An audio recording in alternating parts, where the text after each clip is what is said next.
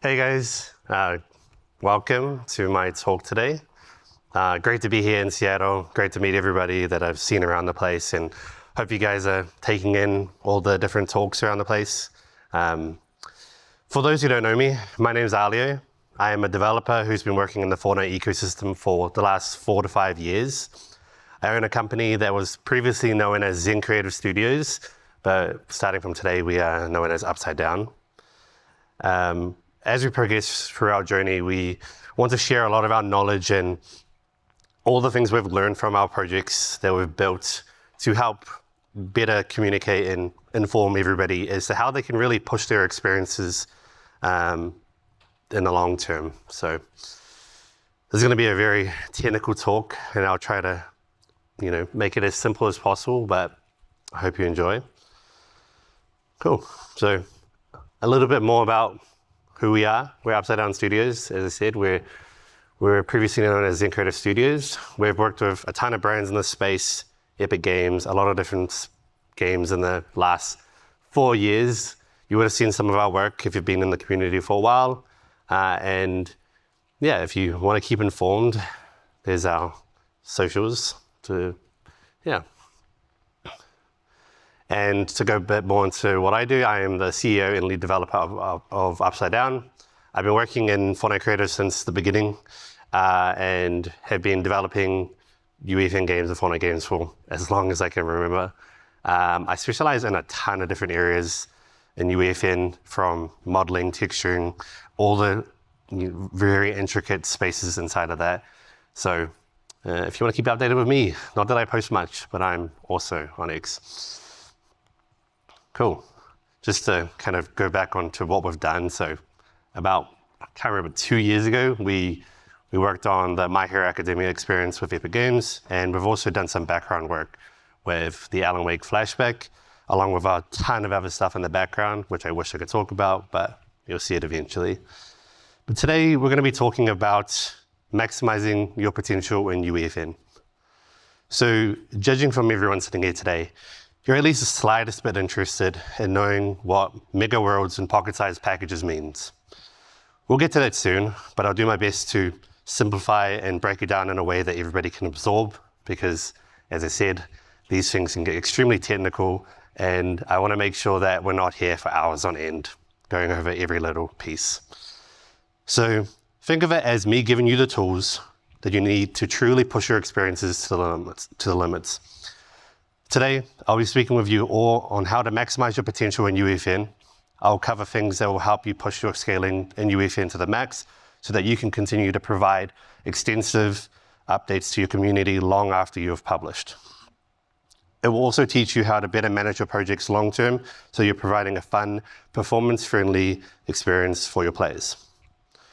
So a lot of this is going to cover asset management. Who here has encountered the memory limits and project size? Yeah, everybody, yeah. I'm sure most of you guys have seen it over 100K or project size over 100%. And it's tricky, there's a lot that goes into UEFN, and I want to give you guys the tools and at least a Kickstarter as to how you can, bring that memory bar down, that project size down in a way that you can add more and continue to add more for as long as you build your experience. Awesome. So I'm going to introduce you to 2 of our mascots for today. We have Max Memory Marty and Project Size Patty. Now, this is just a very oversimplification of how to really look at memory and project size in Fortnite Creative. So Max Memory Marty is a carefree piggy who loves to eat. He'll eat anything and everything. As long as he's eating, he's happy. So whenever we feed the Max Memory Marty, he'll grow. The memory bar will grow. Now, Project Size Patty is a beautiful little piggy who likes to look after herself and is a little bit picky with what she eats. But most importantly, she wants to make sure that Marty's happy. So whenever you feed project size Patty assets or content from your project, she will give a portion of it to Marty as well, and they'll both grow. She wants to make sure that she keeps Marty happy, and it's a perfect love story. Now, unfortunately, Max Memory Marty was diagnosed with a rare condition that causes him to explode when he's full. And now, I'm not talking a little explosion, I'm talking he'll blow up the entire universe. So our goal is to feed both piggies without having Max Memory Marty blow up into a million pieces. So to pull this back to UEFN terms, in order to make sure your project doesn't reach doomsday, we need to make sure that we work in ways that allow us to balance out our content in our projects. We can do this by carefully choosing how we work with the tools that we're given and how to approach them in better and smarter ways. Now, we'll come back to Marty and Patty soon. So, as I said, memory limits and project size. So for those who don't know, and again, a bit more of an oversimplification, is Fortnite's memory bar is responsible for making sure that your content in your island is at a desirable level on all platforms that run Fortnite. Everything that enters the island, whether it's Fortnite assets or custom assets, contributes to this bar, and it will be the bar that could make or break your project. Now, UEFN's project size limit is a little bit different. This is the amount of data from custom assets that the player that plays your experience must download in order to play. It's a lot when you really look at it if you know how to use it, but if you're using really expensive assets, you're going to reach that 100% very quickly. So both of these are super important for making sure your project can reach players at a desirable package way that players can play without encountering issues. Okay. So the type of content we feed our projects is important. When we're using Fortnite assets or custom assets, how optimized they are, and just the way that we use them is very important. When we're using Fortnite assets, it can be very quick to end up at that 100K limit on the memory bar. But if you're using super expensive assets, you're going to reach that project size just as quick. Now, as I said, the memory bar that we have in Fortnite, if you reach that, it is very difficult to fix it unless you go and delete a ton of content in your island, and nobody wants to do that. Cool. Now, I've got a bit of a quote that I would like to share, and that is, just because Max Memory Marty can eat anything doesn't mean he should eat everything. So when we're creating content in Fortnite, if we're using just Fortnite assets, as I mentioned, he's going to just absorb that really quickly, fill up, and explode.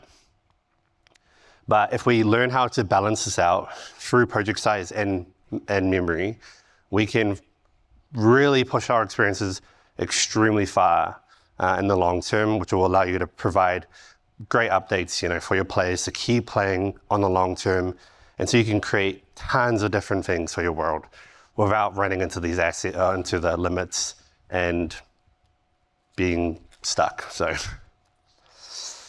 cool. So there are 3 different types of development in UEFN. That's not exactly true, but I want to kind of go over the core ones that we have in UEFN. So Fortnite assets, everybody's familiar with them. If you've worked in Creative 1.0, you will know Fortnite assets. It's there, it's everywhere. There's thousands of assets you can pull from. So the pros and cons to Fortnite assets. Now, the great thing about Fortnite assets is there's a library of thousands of pre-made assets that Fortnite gives us. We're pretty lucky to have tons of assets that are made that we can utilize and build into our experiences that players are familiar with. They're also really good for being optimized on all platforms, whether you're on Switch, mobile, PC. You don't have to worry about them, causing issues for your players. They're all very well made. The great thing about Fortnite assets is that players are familiar with them.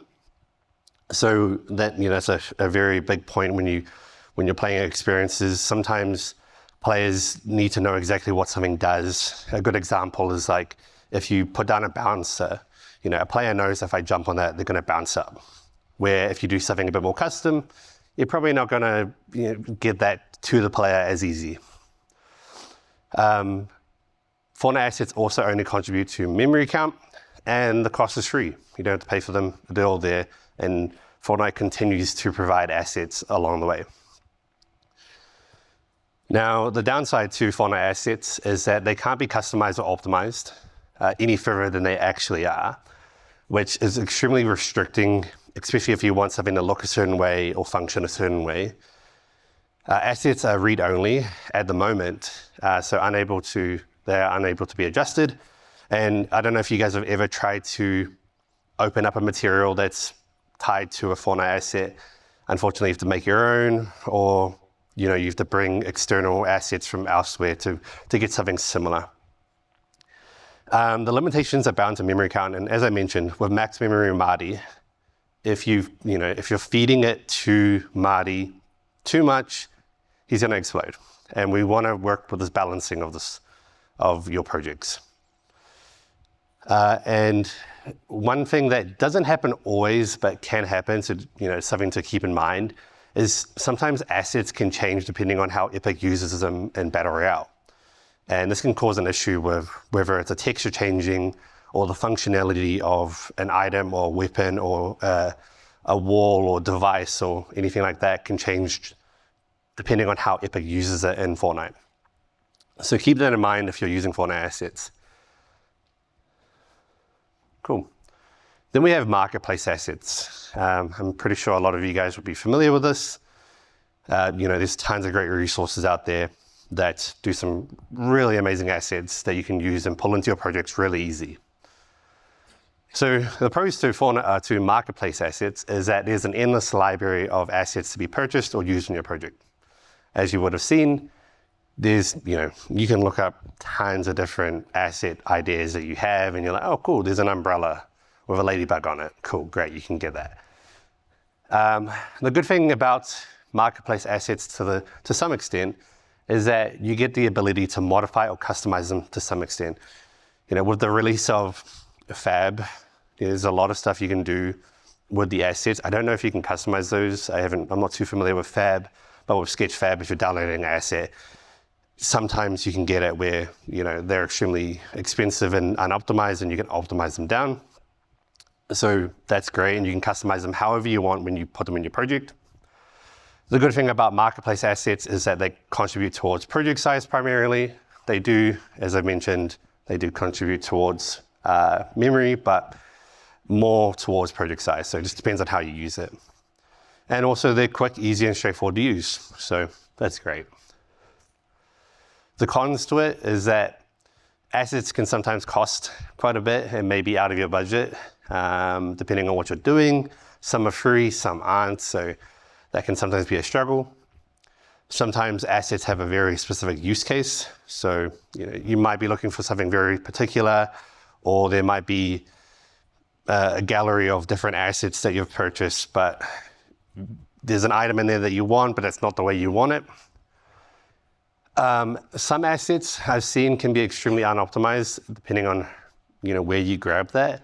So it's definitely good to double check what you're bringing into your project, because I've seen some crazy assets that have been brought in with almost 1 million vertices, and people freak out because they're like, why is my project size at 150%? Also, there's a little bit of lack of support to some extent. Obviously you're working with mass distributed assets of people just selling them. So sometimes you aren't able to get that support to adjust them in certain ways, or maybe it's broken and doesn't work, or those type of things. And then you also have the inability to find what you want or need sometimes. I think, as I mentioned, there's a massive library of assets, but sometimes you're not going to get what you want. And then we have custom assets. So now, when I talk about custom assets, I'm talking about whether it's you or somebody you've hired to build an asset to what you need in your project. And this is going to be great because you can create assets exactly as you need them, whether it's you need a certain sign with certain writing and it needs to be a certain color and all that type of stuff. So you can take that very far. It also allows you to understand if you're working directly with a custom asset yourself, there's a very good point to be able to know exactly what you're working with and how it works. And I'll go into this later. You can create extremely optimized assets. It also only contributes towards project size primarily. And sometimes it's kind of cheaper to do your own stuff as opposed to hiring someone or doing marketplace assets. But the cons to it are, it requires a lot of work and knowledge between multiple mediums, from modeling, texturing, all these type of things. It can be extremely time consuming. If you've ever worked with custom assets in any way, you'll know that this is quite a lot of work. If you're doing a lot of assets for your project, if you really want to push your project to the max, it usually requires a team to pull it off with hundreds of assets. We recently have been working on a project that has over 700 plus assets, custom static meshes and all that type of stuff in the project. It's a lot of work. And also it's just a major learning curve. So what can we do to balance these out?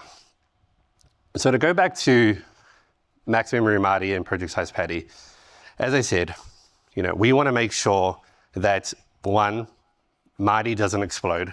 We don't want that. And two, we want to make sure that, they're fed and that it just goes extremely balanced, because if you're filtering it through project size Patty, you can probably get a lot out of this, and it's just balancing out your entire project. Whatever you feed Marty, he'll consume, he'll eat it, he'll grow bigger and bigger and bigger as you go. And you kind of don't want this. Realistically, you want to kind of allocate the load across the project. Cool. And remember, if we fill Project Marty up, he's going to explode. Cool. So the type of content we feed our projects is important. So depending if it's Fortnite assets, devices, static meshes, textures, skeletal meshes, Niagara, materials, verse. Now those last ones are a bit smaller because they don't really contribute towards it, but the first four are the biggest culprits of it. So we need to look at how can we really, utilize our tool set to balance this out across your project. Now, one of the things I try to look into is assets should prioritize these conditions when balancing their project. So first, we want to look into control. So the ability to gain control over what assets you're using and what assets the player sees and how it affects the experience. This is super important for making sure that you have full control over what your player's seeing and doing. If you don't have that, then you can't really do much. And unfortunately, Fortnite assets don't allow this to happen. So you're very limited on where you can go with that. Then we move into performance. Performance is what we need to really focus on, because when you're building a project, and if your project is extremely laggy, people are having issues loading into it and all that type of stuff, people are going to exit your experience very quickly. So optimizing assets in a way that prioritizes performance and player experience throughout all platforms. And then also reasoning. So the content you bring into your experience needs to be reasonable and make sense. So when we talk about balancing out all of our assets across the board, we want to make sure that we're making moves that make sense and we're not just throwing assets in because we can. Sometimes it's great to use Fortnite assets. Sometimes it's great to do your own stuff or marketplace. And it's just a matter of finding out what you need to do in order to make sure that you're taking the best approach. So to jump onto like a bit of an example about memory limit. So for example, this is my amazing cube. Let's just envision this to be a Fortnite prop. So if you're not familiar already, when you're working with memory, you have an initial cost and then you have a cost per instance. which means that when you first place down the item, you have its initial costs that will probably cost you quite a bit. In this case, it's going to cost you 573. And for every instance you place down after that, it's 20 per instance. Now, let's say we're using 500 boxes. It will add up quite a lot. However, if we were to use a custom asset that had, basically looked exactly the same, not too much different, the initial cost ended up being way lower, the cost per instance is way lower, and we use 500 boxes, you can see where it's going to just change that memory bar even lower as we go along. So it's just a matter of figuring out, if you're using Fortnite assets, what can you switch to custom in order to make the most use out of it. And this goes for project size Patty and max memory Marty.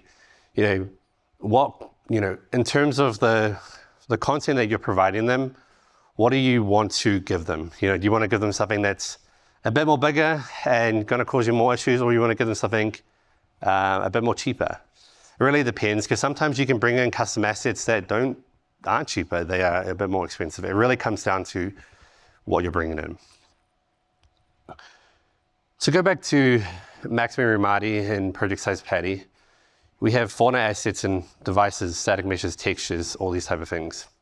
And we want to make sure that we are finding better alternatives for them. So if we're using a Fortnite asset like a chair, can we find a custom chair that is a lot more optimized and can be brought in easier? It means the player will have to download it, but it will allow you to balance out the project better. Same with devices. Devices is a tricky one. If you're not familiar, devices contribute to global memory in your project. So the more devices you add in, the worse it's going to get. So keep that in mind, which we'll talk about in a moment. So we want to talk about devices in Verse, and this isn't exactly about Verse. I'm not a person who does Verse as such. My team does, but we have a pretty good use case for kind of where you can find alternatives for a particular mechanic. So for example, let's say we have a chair device. Let's say you want people to sit around your world, everywhere you are, and you want them to sit on chairs and benches and all these type of things, and you're gonna go place a ton of chairs everywhere. What you want to do, the traditional approach to this is just add a ton of chairs to the world, which might sound like a good idea. It's not.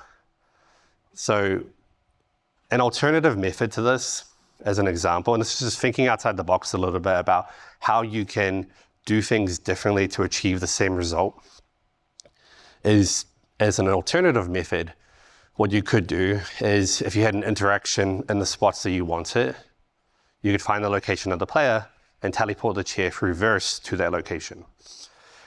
And the great thing about this is that instead of using a million different chairs here, we're only using one. So the less you can use devices and kind of think smarter about how you approach certain things. Now, this doesn't work for everything, but in this case, it's going to save you a lot of memory than putting around a ton of chairs around the world. Traditional method is more memory, extremely limited. An alternative is less memory and expandable. You can expand that as much as you like. Understanding the content you use will go a long way. So, I would love to talk about this a bit more, but it would, as I mentioned, it would take me a long time to kind of cover. So definitely, if you're going to take notes, these are some great things to learn in terms of your project that can really bring your project down in size. I'll go over them. So vertices and poly count, that's to do with any custom meshes that you bring into the world. And as you can see in the picture beside, this is all the lines and dots that you have on your assets. Being able to optimize these efficiently and effectively is extremely important. So if you understand how to do that, you can nail down your project extremely, a lot. Then you have also texture compression. one of the biggest things I see with projects in Fortnite is that people bring in some very large textures and they don't look at the compression of it. They bring in, textures that are, max 2000, 2K textures. And a lot of the time they're like, why is my project not working? But, you can really condense that down and save yourself a ton of project size for it. If you haven't looked into it already, custom primitive data is an amazing way to create massive master materials and distribute it throughout your entire world. They can really change the way that performance works for your player as well. So if you haven't looked into that, it's great. Blueprints, well, now that we're moving into scene graph at some point, blueprints aren't so, they're great, but scene graph will obviously be a lot better. But blueprints are great, creating a blueprint actor and distributing it throughout the world, so it's only one instance of it as opposed to like millions of different ones, can help save your project a lot. Verse tags are also great. If you know how to work with them, you can do a ton with your mechanics and save a ton of devices and all that type of stuff, which again, that's global memory, so that's gonna push it down a ton. LODs, again, this goes back to performance, making sure that your projects have really good LODs to push them as far as possible, and make sure that any player that's playing on any platform doesn't run into any issues. As I mentioned about master materials, making sure you have a core master material or a few of them to run your project so you're not creating a million different instances of materials throughout all your different assets. It can add up. Control rig is a really good one as well. You guys may have seen control rig be used for mechanics. That's a really interesting one. If you know how to use it, we're going to be providing tutorials at some point to kind of cover that. There's some really great ways you can use control rig to replicate what some devices do. And then lastly, custom collision. Making sure that you have optimized collision. If you've ever seen inside the static mesh properties panel where it talks about complex is simple or simple is complex, avoid that as much as possible. You don't want to go and add a ton of super complex collision if you don't have to, but custom collision can go a long way. Yeah, and so as I mentioned, I recommend if you're going to push your project as far as possible, Fortnite assets aren't going to be the best use case to do that. I do recommend, even at a very basic level, learning a bit more about modeling, texturing, LODs, custom collision, asset optimization, master materials, or even verse, because it can go a long way if you know what you're talking about and what you're doing. And if you look at an asset, you're like, damn, this isn't working, I know how to fix it though. You can really take that far. And as I've said, just because Max Marty can eat anything doesn't mean he should eat everything. Oh, sorry. Thank you.